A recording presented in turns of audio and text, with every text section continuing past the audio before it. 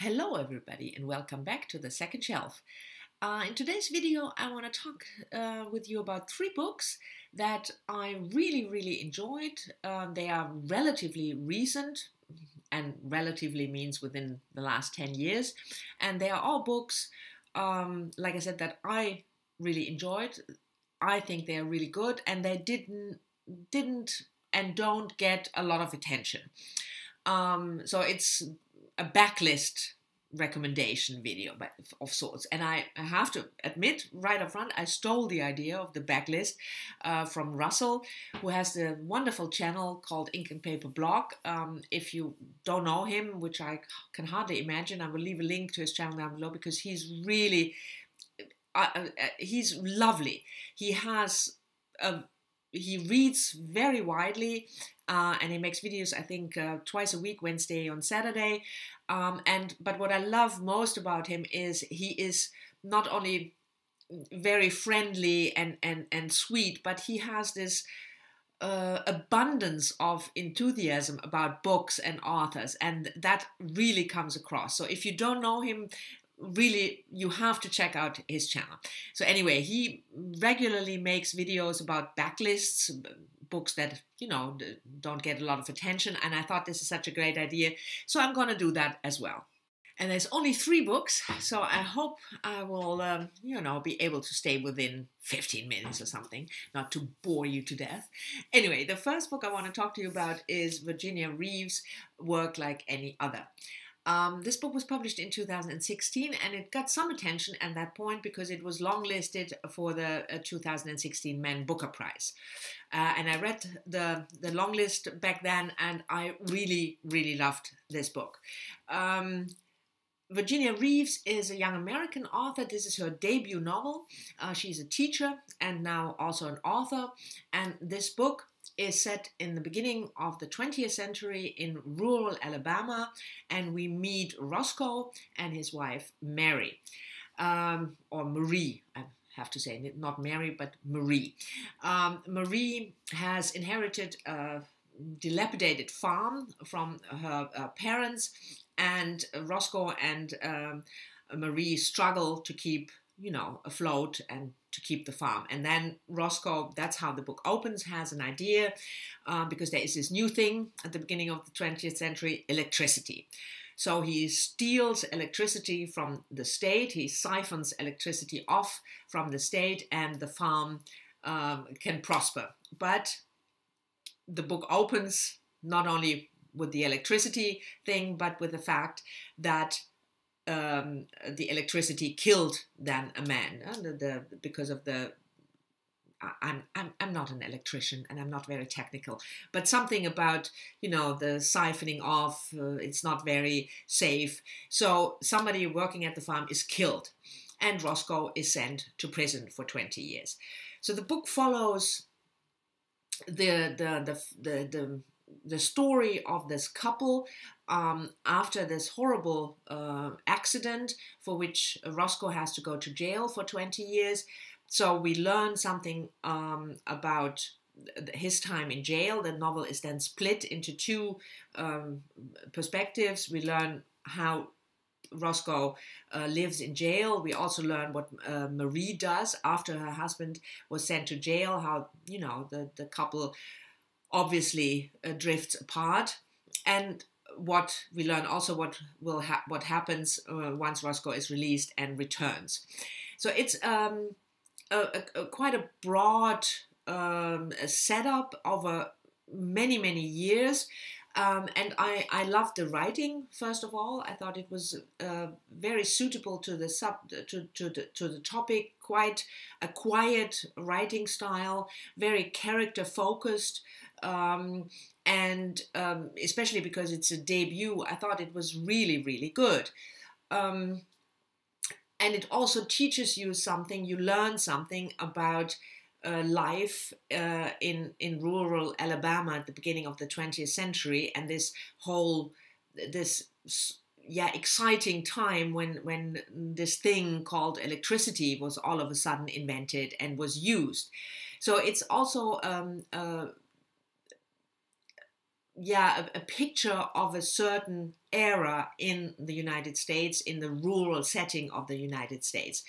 But the story I thought was very engaging. Like I said, the characters really gripped me. The writing was good. And even though it was longlisted, it didn't make the shortlist. But even though it was longlisted, it did not get a lot of attention. I hardly saw it on BookTube, and beyond BookTube I didn't really see it, and it's a shame because it's a really good book. It's a good story, it's well written. I'm repeating myself over and over again. Anyway, it's a recommendation. If you are interested in that kind of story, in the rural setting, and a couple that has to face a really horrible tragedy and how they deal with it, I can highly recommend Work Like Any Other by Virginia Reeves. The second book I want to talk to you about is translated fiction, and that's Delphine de Vigan, Nothing Holds Back the Night. The book was first published in France in 2011 and then translated by George Miller in 2014. If you're following my channel for any length of time, you will probably know that I discovered Delphine de Vigan last year with her novel based on a true story, which I really, really loved. And then I decided, like you do, to read more work of the same author. So the next thing I read was this one. And this is an autobiographical novel. It's the fictionalized account of Delphine de Vigan's mother, Lucille, who had two daughters, Delphine being one of them, and the book opens with Lucille's death. She obviously killed herself when she was in her mid-60s. So the book is, it's a twofold story, if that makes any sense, because it's, on the one hand, it's the story of Lucille, Delphine telling us the story of Lucille, but it's also Delphine de Vigan's reflections in the now, after the mother is dead, writing the book, reflecting on how to deal with her mother's life, talking to her sister, but also talking to other family members, trying to learn something about her mother's life. So it's partly a novel. When, you know, we learn about Lucille and her life. She was a very eccentric woman, glamorous, didn't want to obey conventions, but her life was also difficult. She got pregnant early and, you know, had to struggle to make a living. We learned something about the family background, which is really interesting. But I especially liked this combination of a novel and a reflection on the subject of the novel, the mother, and also on the writing of that book. So if you are interested in this kind of sort of a hybrid form, it's marketed as a novel, but it's more a combination of memoir and fictionalized account. I liked the translation very much. I thought the language, the writing was beautiful. It flows. It has a very nice flow to it, but you need to be interested in this kind of story of a woman telling the story of her mother. And then I can certainly recommend the book, Nothing Holds Back the Night by Delphine de Vigan. The third and final book I want to talk to you about and want to recommend is Amy Waldman, The Submission, published in 2011. Amy Waldman is an American journalist. She has worked for the Asian desk for many, many years and published short fiction, for instance, in The Atlantic. This was her debut novel, and so far it's been her only novel. The book's premise is, imagine a horrible terrorist attack had happened in New York. 9/11 is never mentioned in the book, but that's the reference. A horrible terrorist attack has happened, and 10 years later, there is a memorial to be built. We have Claire, she is the wife of one of the victims. Her husband died in the attack, and she is the chairwoman of the committee, who the committee has to choose from the submissions, anonymous submissions, and she is the advocate of one particular submission, and that's a garden, sort of a Japanese garden, very serene, with walls where the names of the victims will be inscribed. Claire wins the other members of the committee. She wins them over, so this garden actually wins. And then, and that's the main premise of the book, the envelope is opened to reveal the identity of the architect, and his name is Mohammed Khan, and he is a Muslim American. Not practicing Muslim, but still he is a Muslim American. So the book centers around the question, what would happen if you had a horrible terrorist attack like 9/11 carried out by Muslim terrorists, and you have to build you want to build a memorial, and the architect chosen is a Muslim American. Claire goes on to defend the plan. She is one of the main characters in the book. Mohammed Khan, the architect, very enigmatic architect, is also a central character, but it's a multi-perspective novel. You have journalists, you have your typical opportunistic politician, you have activist groups, you have the opposition to the plan, families of victims who oppose the plan that the memorial would be built by a Muslim architect, but you also have people who are involved in the community in other ways, and they all have their own story to tell. But as the novel progresses, all these different voices and all these different stories coalesce and, you know, come together, and they are linked.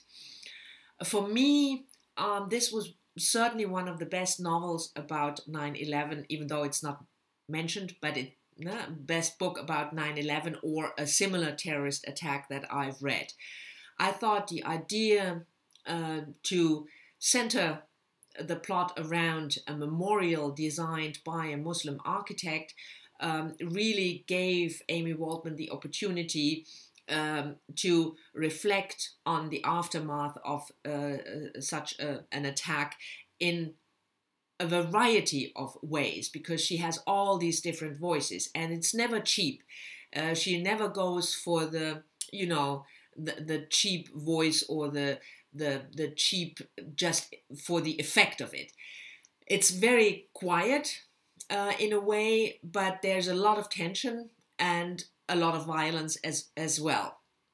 So if you are interested to read a completely different book about an attack like 9/11, but to also read a really good story about community, about religious and racial tensions, about politics, about the press, how the press plays into the tensions and use the tension to serve their own purpose, then this is certainly the book for you. I thought it was a fantastic read, and it really made me think, not only because it's about 9/11, but because it's about the community in the aftermath of a tragedy happening and killing many, many people. So I can highly recommend that if you are interested in reading something like that. Amy Waldman, The Submission.